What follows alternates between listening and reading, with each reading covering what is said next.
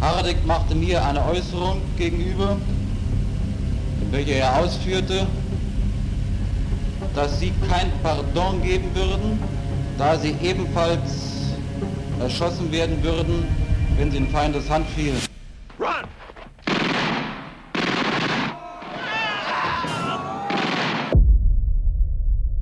After the collapse of the German Empire in 1918, the world in which Joachim Peiper would be born and formed was marked by defeat and humiliation. The armistice of November 11th sealed the end of World War I for Germany, not as a negotiated retreat, but as a surrender experienced by broad sectors of society as unexpected and traumatic. The 1919 Treaty of Versailles imposed territorial losses, severe restrictions on the army, and disproportionate economic reparations. The young Weimar Republic had to govern a devastated country, with rampant inflation, massive unemployment, and a society polarized between the far right and the far left. In this context of economic, political, and social crisis, street violence and attempted coups became part of daily life, and the idea of national revenge began to take root in large sectors of the population. In this climate of frustration, the myth of the stab in the back was consolidated, according to which the Imperial Army had not been defeated on the battlefield, but betrayed by civilians, politicians, social democrats, Jews, and communists in the rear. This narrative, with no real military basis, provided a simple and emotional explanation for a complex defeat, and proved extremely useful for nationalist groups that needed to point to internal enemies. The radical right made it a central element of its propaganda, associating democratization, pluralism, and Jewish presence in public life with national decay. National Socialism integrated this myth into its ideological core. The defeat of 1918 and the Weimar Republic were presented as a historical aberration caused by traitors and anti-German elements that had to be eliminated. The Peiper family embodied many of these resentments. The father, Waldemar Peiper, was a veteran of the Imperial Army who had served in colonial campaigns and World War I. Like many demobilized officers, he later joined paramilitary formations such as the Freikorps, which fought against worker uprisings and Polish insurgencies in Silesia. This trajectory reinforced a worldview based on discipline, nationalism, and a frontal rejection of the Republic. At home, the experience of defeat and the loss of status of the former officer translated into rigid education for his children, where obedience and sacrifice for Germany were central values. Joachim's older brothers each illustrate in their own way the extreme consequences of that environment. Horst Peiper, born in 1912, followed the military path and joined the SS, reaching the rank of Hauptsturmführer. He died during the war after serving in units known for their ideological hardness, and his trajectory reinforced the family's idea of absolute commitment to the regime. The other brother, Hans, suffered from a mental illness that led to marginalization and institutionalization, dying before the end of the conflict. Between the model brother, who sacrificed himself for the nation, and the sick brother, who became a burden and stigma, Joachim grew up in an environment where personal value was measured by utility to the state and the ability to endure hardship without questioning it. Meanwhile, on the national political scene, the rise of Adolf Hitler transformed the landscape. On January 30th, 1933, he was appointed Chancellor, and within a few months, the democratic structures of Weimar were dismantled. Through the Reichstag fire, emergency laws, and the physical or legal elimination of his adversaries, the NSDAP consolidated a one-party state. This new regime understood that to endure, it had to dominate not only the institutions, but also the youth. The Hitlerjugend became the main instrument for shaping the new generations. Under the guise of a youth organization, it offered sports activities, camps, and camaraderie, but its essential function was ideological indoctrination and paramilitary preparation. In the Hitlerjugend, teenagers like Joachim Peiper received a simplified and fanatical view of German history. The greatness of the imperial past, the betrayal of 1918, the chaos of Weimar, and finally the resurrection under Hitler. Physical training hardened the body. Discipline, parades, and marches instilled obedience. Speeches and manuals emphasized the superiority of the Germanic race and the need for constant struggle against internal and external enemies. In this context, the transition from Nazi youth to the regime's elite organizations, such as the SS, appeared as a natural path for those seeking prestige, social advancement, and a central role in the new Germany. Peiper joined the SS in the early years of the Third Reich, integrating into an organization that presented itself as Hitler's political order. The SS were not only a security force, they were an exclusive community guided by a racial ideal and personal loyalty to the Führer and the Reichsführer SS, Heinrich Himmler. The training of their officers took place in the SS Junkerschulen, schools for cadre where military instruction, ideological indoctrination, and psychological selection were combined. There, young men like Peiper underwent intensive training that sought to eliminate any trace of doubt and consolidate a personality willing to carry out orders without questioning them. Internal assessments describe Peiper as an ambitious, cold man with a high capacity for work and remarkable discipline. His profile fit the model of officer the SS wanted to promote: physically fit, ideologically convinced, willing to use violence and take risks without moral hesitation. The racial ideal, which exalted Germanic purity, was not just a slogan. It conditioned the selection of commanders, promotion criteria, and even the private lives of the officers. Absolute obedience and identification with the destiny of the German people were presented as cardinal virtues. These characteristics caught the attention of Heinrich Himmler. Starting in 1938, Peiper was incorporated into the Reichsführer SS's personal staff, first in subordinate roles and later as one of his closest deputies. This gave him direct access to the inner circle of Nazi power. He accompanied Himmler to official events, inspections and meetings, observing firsthand how key decisions were made regarding internal politics, repression and territorial expansion. His rise within the SS was rapid, not only due to his military skills, but also because of the personal trust Himmler placed in him, seeing him as an exemplary representative of the new elite of the regime. War, brutality and reputation, Peiper on the Eastern and Italian fronts. In 1939, when Germany invaded Poland, Joachim Peiper was a permanent member of Heinrich Himmler's personal staff and, as such, accompanied the head of the SS on several trips to the front. The Blitzkrieg against Poland was presented as a conventional campaign, but from the outset, it combined military operations with a policy of systematic terror against the civilian population. The army took the main weight of the operations, while the Waffen-SS emerged as a complementary ideologically selective force used both in combat and in repressive actions. In this framework, Peiper was not yet a frontline commander, but he moved close to the core where visits, inspections and decisions regarding the cleansing of the occupied territory were coordinated. During these trips, Peiper was a direct witness to the violence deployed against the Polish elites. In the occupied areas, the SS and police units organized public executions of local leaders, priests, teachers, officials, and intellectuals.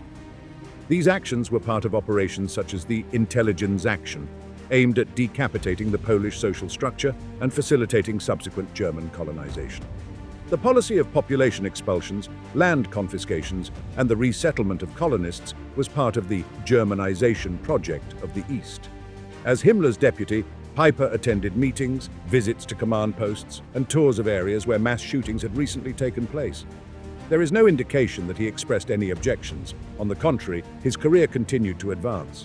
During these same years, the euthanasia program known as Action T4 was being implemented, initially targeting mentally ill and disabled individuals considered lives unworthy of life. In 1940, Peiper accompanied Himmler on visits to institutions where gassing experiments were carried out using carbon monoxide.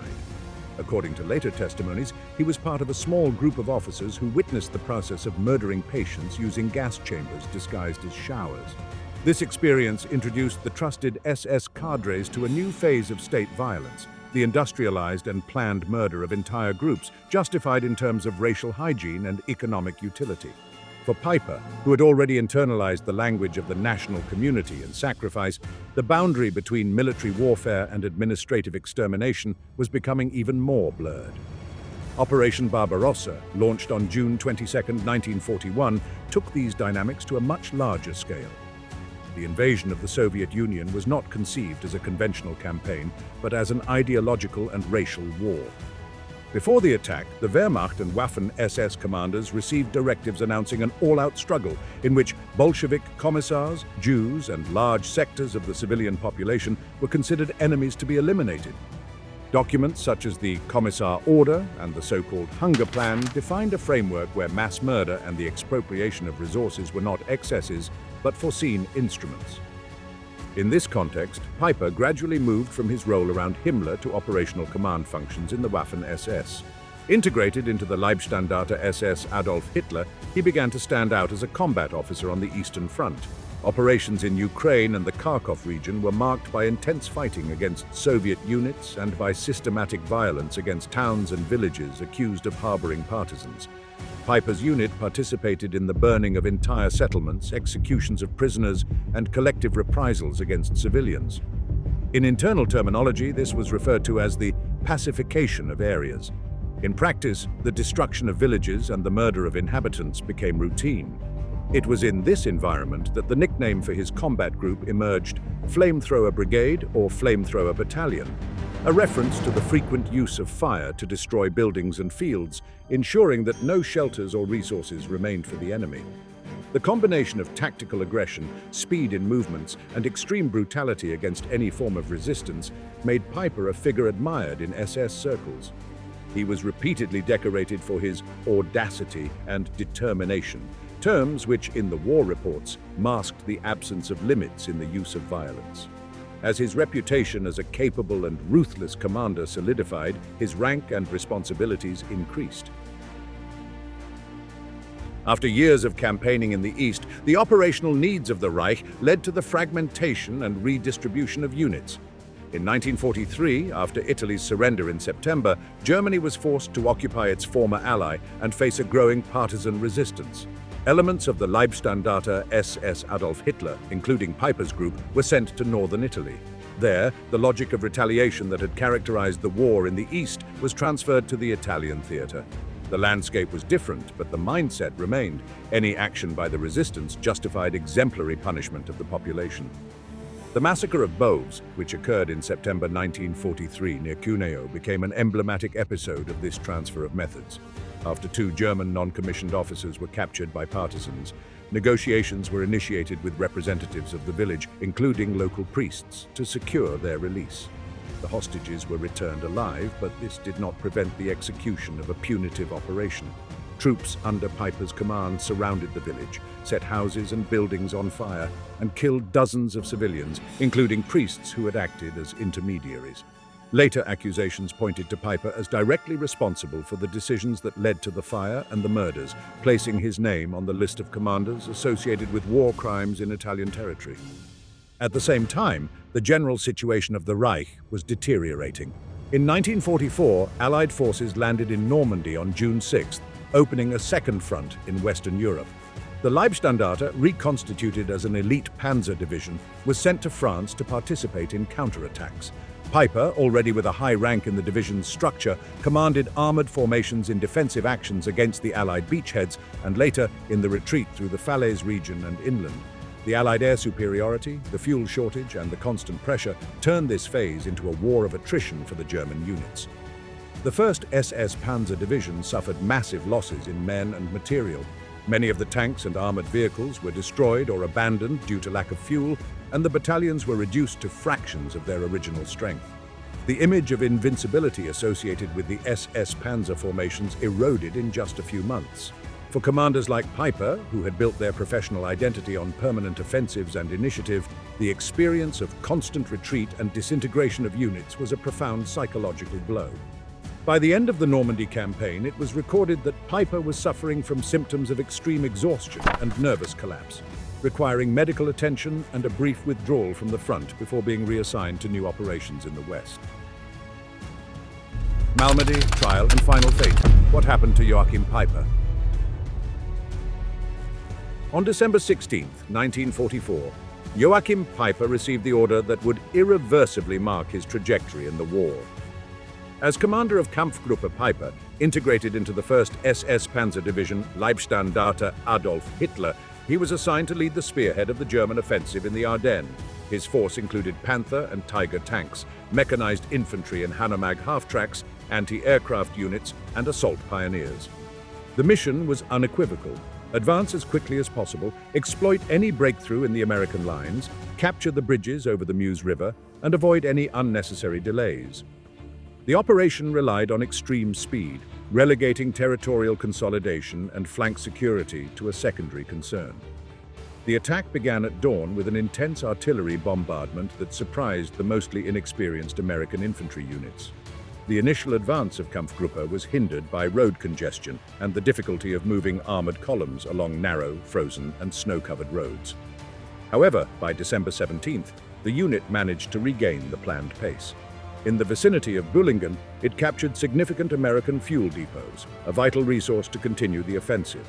The acquisition of gasoline and diesel became an absolute priority, and within this operational framework, the treatment of prisoners was deemed irrelevant compared to the immediate tactical demands. On the same day, near the Baugnes crossroads, southeast of Malmedy, Peiper's column encountered elements of the 285th Field Artillery Observation Battalion of the U.S. Army. The confrontation was brief and clearly unequal. Outnumbered and outgunned, the American soldiers surrendered and were led to a meadow by the roadside where more than 100 prisoners were concentrated. Without warning, German machine guns opened fire on them from half-tracks and nearby positions. There was no attempt to move them or to apply the Geneva Conventions. Many were killed instantly, others were finished off, and several attempts to escape were met with lethal fire. It was a deliberate execution of surrendered prisoners. Some survivors managed to escape by pretending to be dead and reached Allied lines, allowing the events to be quickly known.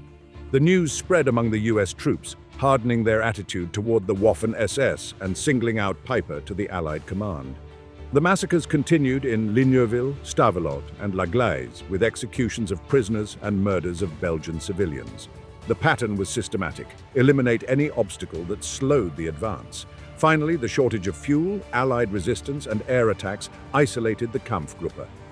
Peiper abandoned his vehicles and fled on foot, while the offensive failed and his name became forever linked to war crimes. In the final months of the war, Peiper was briefly reassigned to the Eastern Front and then back to the West in increasingly desperate defensive operations. After the unconditional surrender of the Reich on May 8, 1945, he tried to avoid immediate identification as a Waffen-SS officer linked to war crimes. He failed. He was captured by US troops in the Austrian region and transferred to prisoner of war camps under American control. There, his transformation began, from elite commander to detainee, awaiting trial for war crimes. During the initial interrogations, Peiper deployed a carefully calculated defensive strategy. He presented himself exclusively as a professional combat officer, emphasizing his tactical leadership, his valor decorations, his operational effectiveness, and his alleged correct treatment of prisoners when operational circumstances allowed it. He systematically minimized the massacres, attributing them to misunderstandings in the chaos of battle or to autonomous decisions by mid-level commanders acting without his knowledge or authorization. He maintained an ideological stance in which National Socialism had been a legitimate response to the humiliation of the Treaty of Versailles, and in which the German defeat was explained solely by the material and numerical superiority of the enemy, not by the criminal nature of the regime or by fundamental strategic errors. There was no ideological break, no deep self-criticism, no recognition of moral guilt. His strategy was to completely separate military honor from the political decisions of the regime, presenting himself as a military professional disconnected from crimes and atrocities. This defensive strategy collapsed in the face of the documentary and testimonial evidence accumulated by the American investigators. For months, specialized teams from the War Crimes Group had collected testimonies from survivors, examined corpses, photographed crime scenes, and documented each of the episodes linked to Kampfgruppe Peiper. The investigators had overwhelmingly established the direct responsibility of the Kampfgruppe in Malmedy and in the other massacres committed during the advance. The case was included as one of the major war crimes to be judged in Dachau, the former Nazi concentration camp now converted into a detention center and the site of US military tribunals.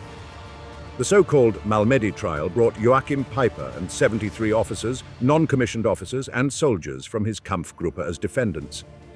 The charges focused specifically on the systematic execution of American prisoners of war and the deliberate killing of Belgian civilians during the Ardennes offensive. The trial formally began on May 16, 1946, in Dachau.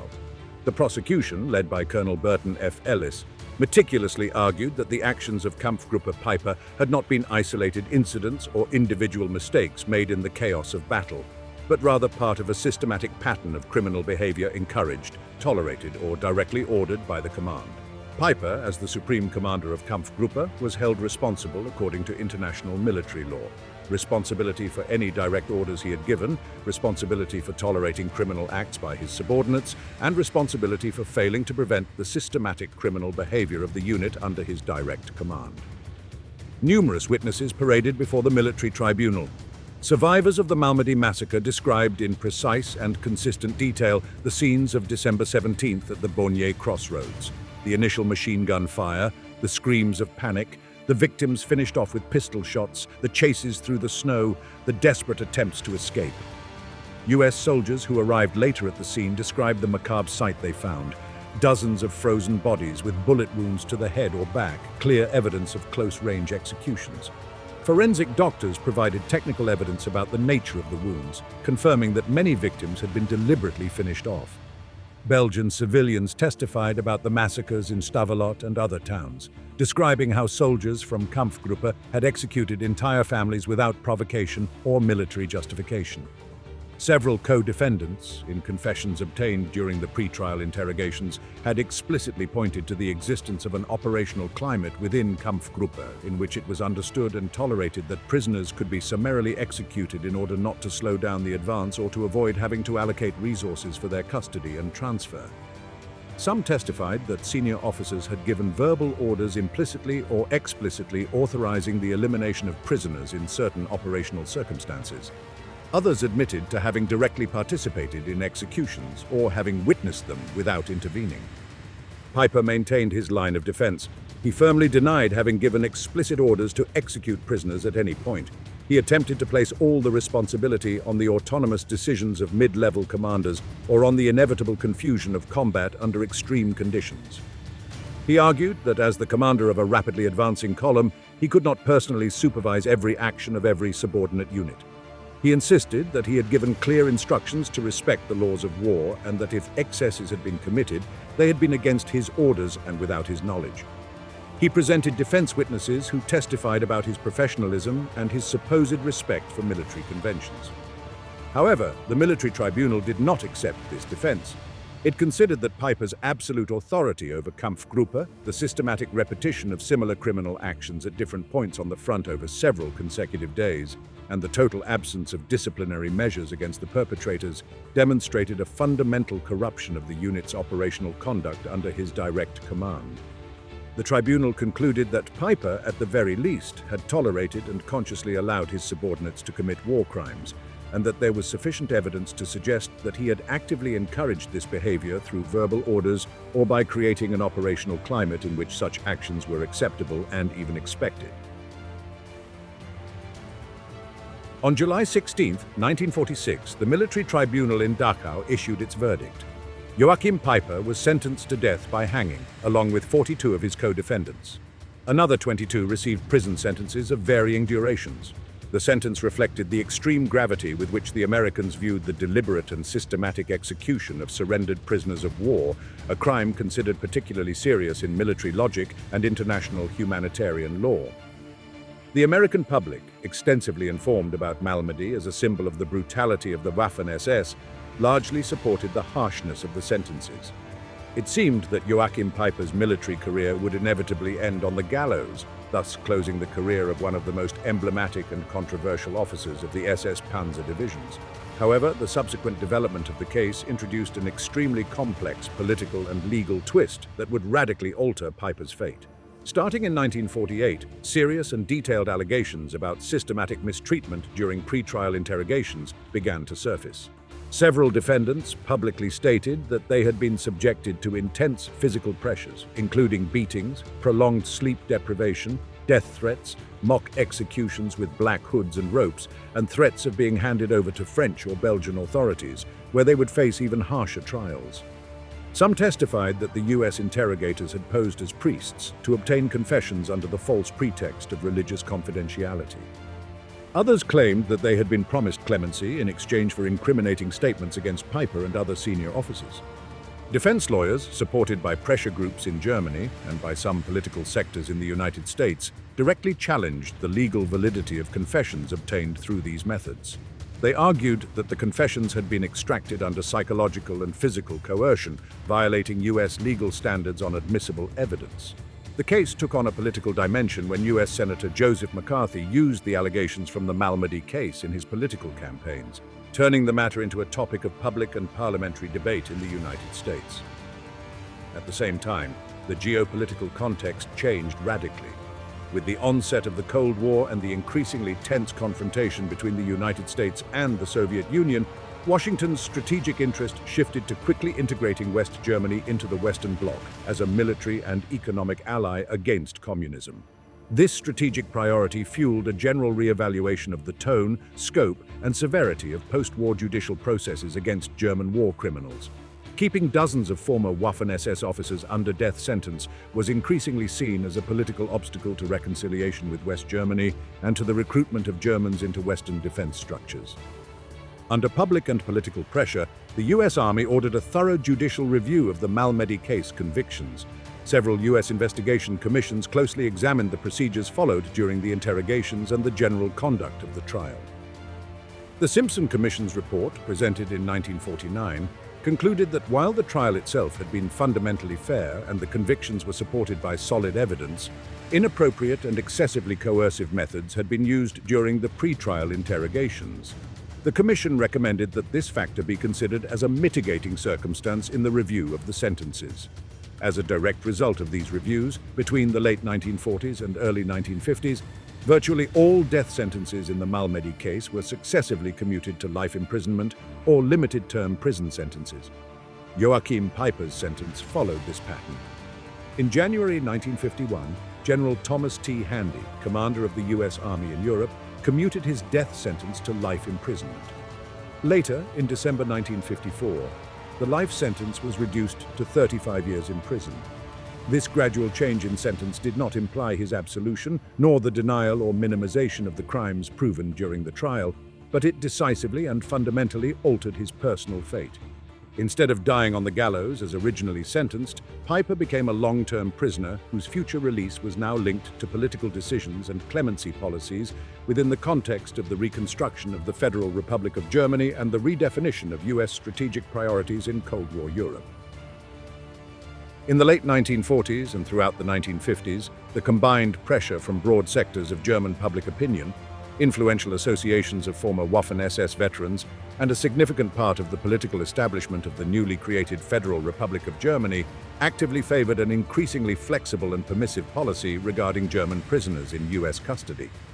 Clemency commissions systematically re-examined individual cases, applying increasingly lenient criteria, and sentences were gradually reduced in successive waves.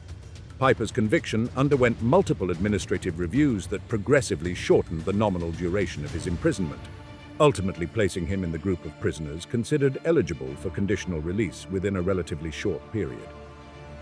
On December 22, 1956, after approximately 11 years of actual imprisonment, Joachim Peiper was officially granted parole from the Landsberg military prison. Formally, he remained a convicted war criminal under conditional release, theoretically subject to supervision with restrictions on his movements and activities, but in practice he was authorized to fully rebuild his civilian life. He returned to a deeply transformed German society undergoing the so-called economic miracle, in which many former members of the regular armed forces, Waffen-SS, and the Nazi apparatus had successfully reintegrated into private industry, public administration, or technical and commercial professions. In this social and economic climate of reconstruction and growing prosperity, it was not impossible for a former Waffen-SS officer, especially one with higher education, technical training, knowledge of languages, and personal contacts in industrial and military circles, to find respectable employment in the private sector. During an initial period, Peiper worked for the prestigious automotive company Porsche in Stuttgart, performing tasks related to international sales, commercial representation, and customer relations, effectively utilizing his fluent knowledge of German, French, English, and Italian, as well as his previous experience dealing with military commanders and high-level international clients. However, his presence in a visible and internationally renowned company did not go unnoticed by unions, victim organizations, and the media. By the mid to late 1950s, the public identification of prominent former members of the Waffen-SS in visible corporate positions sparked growing controversy in a German society that was beginning to critically reassess its Nazi past. In Peiper's specific case, the IG Metall Union and Porsche's works councils began to publicly question the hiring and continued employment of a person with documented war crimes history. Formal protests and specific demonstrations against his presence at Porsche were organized. Union-affiliated workers explicitly refused to collaborate professionally with him. The German and international press extensively covered the case, generating negative publicity for the company. Sustained union pressure, continuous media exposure, and corporate concerns over reputational damage ultimately led to Peiper's dismissal from Porsche in 1960.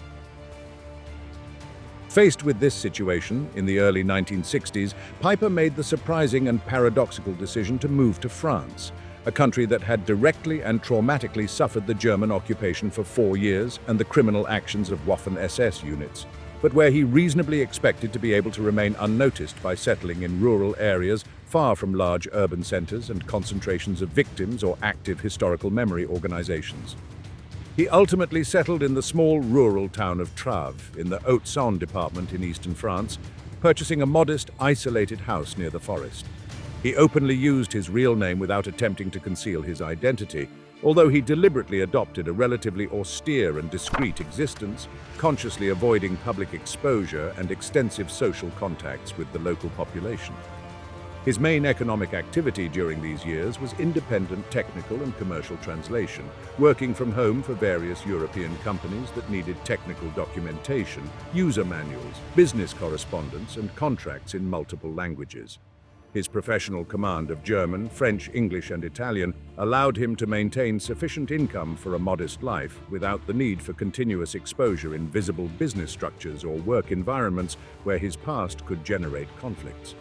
He supplemented his income with occasional consulting work and his reduced pension as a former officer. Even so, his criminal past did not disappear or get forgotten. Academic researchers specializing in war crimes, investigative journalists, military historians, and international associations of former combatants and victims continued to systematically track the post-war trajectories of those most involved in Nazi war crimes. The figure of Joachim Peiper, due to his high notoriety during the war as an elite commander of the Waffen-SS and his direct conviction linked to the Malmedy massacre, one of the most emblematic and publicized war crimes committed against US troops, continued to draw considerable media and historical interest. Newspaper articles, television reports, military history books, and public debates about the presence and activities of former SS officers in Western Europe fueled intermittent but persistent attention on his whereabouts and activities. Over the years and decades, his exact residence in Treves was identified and made public by various organizations, journalists, and activists who saw him as a living, unpunished symbol of Nazi violence and the excessive leniency of post-war Allied justice. His address circulated in specialized publications, newsletters of anti-fascist organizations, and far-left circles. The pressure and harassment gradually intensified in the mid-1970s, in a European context marked by the visible emergence of militant anti-fascist movements, the widespread critical reassessment of the Nazi past by new generations, the growing activity of armed far-left groups, and the radical questioning of the perceived impunity of Nazi war criminals.